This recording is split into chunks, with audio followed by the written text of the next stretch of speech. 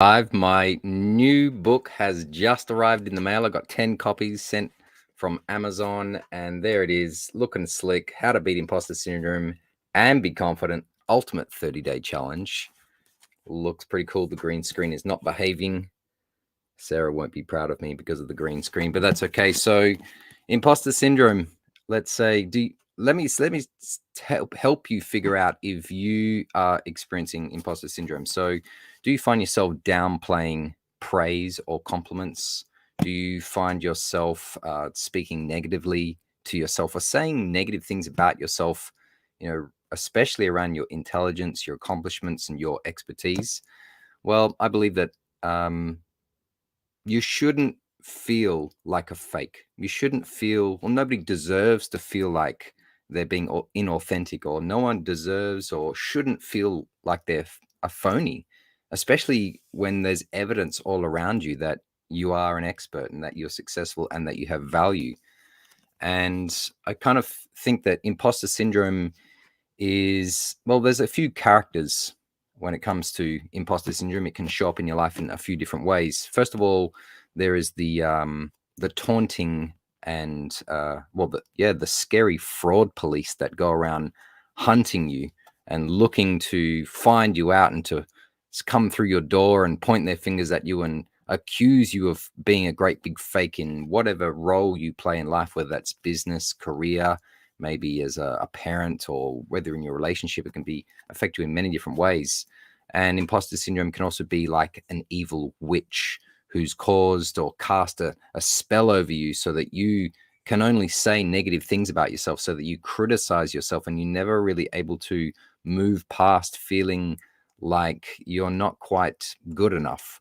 And imposter syndrome is also like a ghost, the ghost of insomnia, the ghost that haunts you at night, keeps you up in the middle of the night, makes you overthink, over prepare, and just self-doubt comes into your mind at night, and it basically causes you to lose sleep. And imposter syndrome can also be like a giant troll that blocks the bridge of going forth in life. And imagine a troll can just smother your voice so you can't speak and say what you feel like you need to, or just get in your way and make you feel like you're procrastinating. So imposter syndrome can be a variety of things, and no one should have to go through imposter syndrome, and nobody deserves to feel fake. People deserve to feel authentically themselves, and people should feel that it's okay to take a chance on themselves. And I often think that my biggest regret, or I can imagine my biggest regret would be living a life and never really having the courage to take a chance on myself or to take that leap of faith. So maybe you are going through a similar thing. And I understand what it's like to go through imposter syndrome, because as an entrepreneur, you have to put yourself out there. And that's exactly what I did about 10 years ago. And that was, quite daunting. And I really felt the criticism, or I perceived that people were going to criticize me as soon as I stepped out of my comfort zone and tried to put myself out in the marketplace.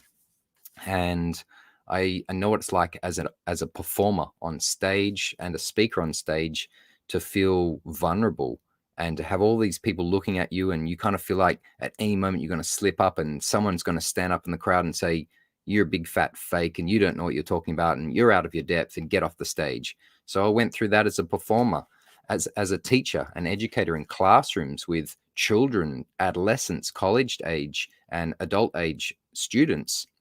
Same thing. I felt like at any point someone would just say, "Hang on, you're not the perfect expert. You've got faults and defects." And that really worried me. So I know what it's like to go through imposter syndrome and feel like you're a fake. But over time, I learned that you can embrace your imperfections. You can embrace your faults and defects. And that, I really come to see that as embracing your humanity.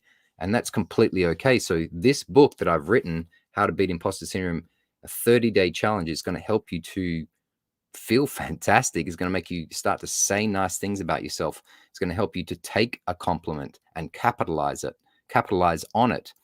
It's going to help you to stop second guessing yourself, It's going to help you to start valuing yourself. It's going to help you to recognize the value you bring so that you can be your authentic self. And what else can I say? I'm so happy about this new book. You can check it out. It's on Amazon in paperback and in Kindle. It's going for about $24.95 paperback and $10 on Kindle. So check it out, samosborne.com. And I truly hope that you get a lot of value out of this. It's a workbook, so there's lots of challenges, quizzes, and strategies to help you to feel like you've got a lot of self-worth, like you've got confidence, so that you can have a transformation that you've been looking forward to in your life, so that you can really fulfill yourself. You can find new levels of productivity and achieve self-actualization and get rid of this thing called imposter syndrome, because you're not a fake, you're not a phony, you are an authentic expert. Go get this book right now. It's going to help you. Have a great day, everyone. Bye.